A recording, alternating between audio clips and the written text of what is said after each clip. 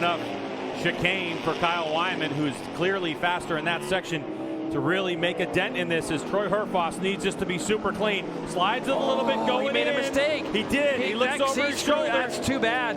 That's too bad that he did that again. He tries to park him again, but Kyle Wyman's got the run on it. So Herfoss, too deep into the chicane, has a look over his shoulder. Now for Herfoss, he's got to come off that banking as soon as possible. He had the race won. He literally had the race won. He did all the work in the infield, and then he made a big mistake in the chicane again. Kyle Wyman head down, full throttle, trying to hold off the advances of Troy Herfoss. To the line he goes, and Kyle Wyman ends up doing the double, and a heartbreak for Herfoss on the last lap, who Troy just couldn't get those last couple feet. Yeah, Kyle's going over to the left to try to thwart any thoughts of them going down the inside. O'Hara is in deep.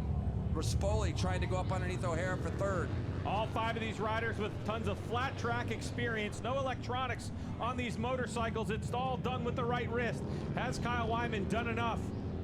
At this moment, Kyle's in charge, but Troy Herfoss has been hanging around, and he goes up the inside on Wyman. Wyman has to lift. It looked like there might have been some contact, so Herfoss bullies his way into the lead. A good move for Troy Herfoss, and that might be it. Just a great pass. He set that up really early. He got down the inside of Wyman to where he wasn't able to try to tuck that Harley back in, and Herfoss is on his way.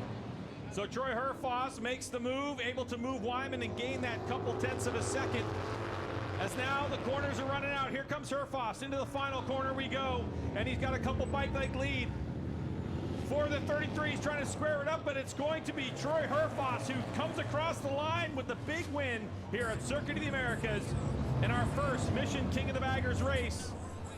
What a move by the Australian late in this race to take victory by 0.2 of a second. But that's the experience that this guy has, Greg. He ran around in 6th place for the first 4 laps of that race. And that's going to be a tight squeeze as they got down into turn 6. We'll have to get back to that battle in a minute, though, because right now Wyman is looking like he's trying to set up Herfoss into turn 8. He makes that pass. Herfoss slings it right back past him, though. Boy, Kyle really had to get on the gas to square it up and nearly spun up the rear tire sideways. Here we go.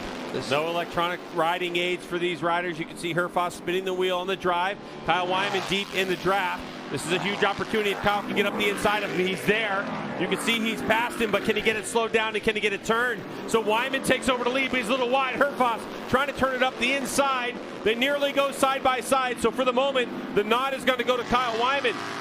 I think Kyle feels like he's got the bike to hold Herfoss off. There goes Herfoss. There you go. Up the inside, he's going to park him. Kyle's going to try to do the dirt trap thing and square him up. Here they go. Herfoss with a great move. Does Kyle Wyman have enough real estate to be able to draft and pass? They're coming up the top of the hill. He's going to pull out of the draft. They go side by side. And to the line, it's Kyle Wyman who takes the win by 39/100ths of a second. Well played, Kyle Wyman. Tyler O'Hara gets by James Rispoli for the final spot on the podium. His first podium finish on our 9th race of the season. And now, coming to the line, wheel in the air, the Indian factory racer, Troy Herfoss. The Australian takes the big win here at Mid-Ohio in his first trip to the circuit. And he's able to hold on to victory by 1 second over Kyle Wyman, who seemed to have figured something out there at the end of the race. Yeah. Seemed like he got things sorted out and was able to hold off the advances of the 97 of Rocco Landers, who beats his teammate Hayden Gillum. Rispoli and